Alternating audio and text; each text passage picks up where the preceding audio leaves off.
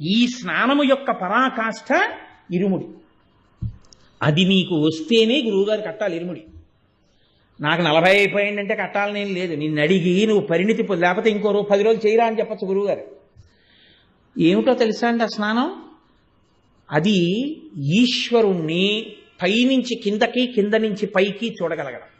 అయ్యప్పని చెప్పరా కళ్ళు మూసుకుని అన్నారనుకోండి, కళ్ళు మూసుకుని అయ్యప్ప కూర్చోవడం, పాదాలు, మోకాళ్ళు, యోగపట్టం, చేతులు, చిన్ముద్ర, ఎడంచెయ్యి మోకాల మీద పెట్టుకోవడం, కుడి చేత్తో పట్టుకున్న ముద్ర, ఆయన గుండెలు, ఆయన కంఠం, కంఠం మీద త్రివళలు, ఆయన బుగ్గలు, ఆయన నుదురు, ఆయన ముక్కు, ఆయన కళ్ళు, ఆయన కిరీటం, ఆయన చిరునవ్వు, ఆయన తేజస్సు అంతా వర్ణించేసి ఆయన మెడలో పూలమాలలు, విభూతి పోస్తే ఎలా ఉంటాడు, తేనె పోస్తే ఎలా ఉంటాడు అన్నీ చెప్పేశాడు అనుకోండి.